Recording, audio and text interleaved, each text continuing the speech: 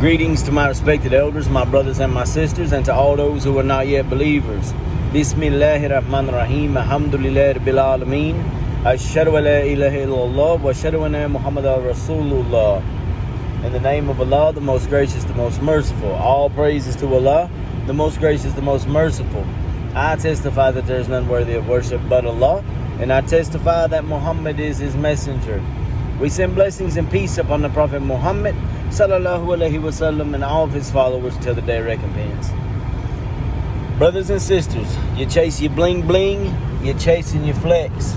You're out here in the streets, you're doing what you do for the dunya, you're chasing your education. That's your top priority. I want to be an engineer, I want to be a lawyer, I want to be a doctor, I want to be this, I want to be that. Do not forget Allah subhanahu wa ta'ala. Do not schedule your prayer around your life.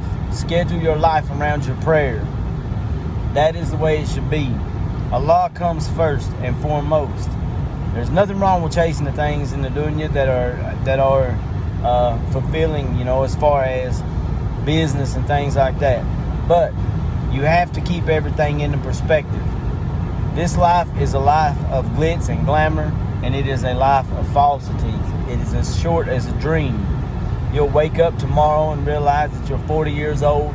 You have closed your eyes and then opened them again, only to wake up and be 40. You'll look back at all the time that you missed. You'll look back at all the prayers that you missed, and you will have major regrets because of that. The further that you go in life, the older that you get, the faster time goes. This is a fact. I don't know why that is. There are many theories on why that is. But the older that you get, the faster that it goes. So let this be a warning to you and a reminder to you and to myself first and foremost that what we got's limited. What we have is limited. You're out here chasing this bling, and you're out here chasing this flex, and you want your new car, and you want your shiny ring, and you want your flex and your all these things in the dunya. And like I say, there's nothing wrong with the tools of the dunya serving you, as long as you're not serving them. And that's the problem what we got today, is a lot of times we end up chasing the dunya and chasing these tools as the ends to themselves. We chase them as the goal instead of using them as tools. You can use something as a crutch, or you can use something as a tool. Whenever you go out and you take riba and you take these high interest loans that are forbidden in Islam, and you live a unethical lifestyle according to Islam, what happens is the gains that you make on that end up torturing you for the rest of your life, and then they visit the next generation. Your debt, your habits, your spending, all of these things visit the next generation. And it's not going to be a good thing. It's a very, very bad thing for your kids to grow up in the same type of mindset that you're in, because they see that all you want to do is chase a dollar. The dollar ain't where it's at. The dollar is the dunya. There's nothing wrong with it being a tool. Alright? You can use that money for a tool. You can use that for the sake of Allah. You can use that to benefit yourself, benefit your family, benefit other Muslims, benefit the Ummah, and so on and so forth. But you cannot make that the basis of your existence. That's where you run into the problems at.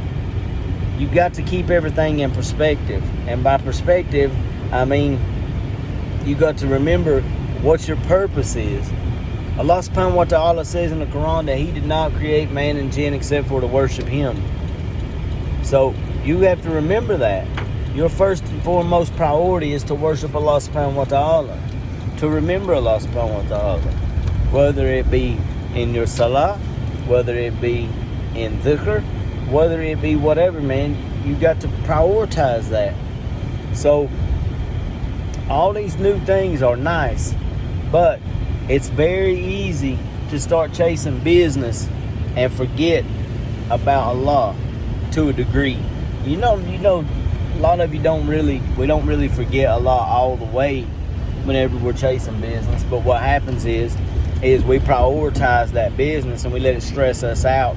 We let these things stress us out, and then we can't maintain the rest of our worship. We can't maintain what Allah originally wanted us to do. So you got to try to keep that in perspective as well. You know, a lot of this is about perspective. Most of it is about perspective, actually. You prioritize Allah.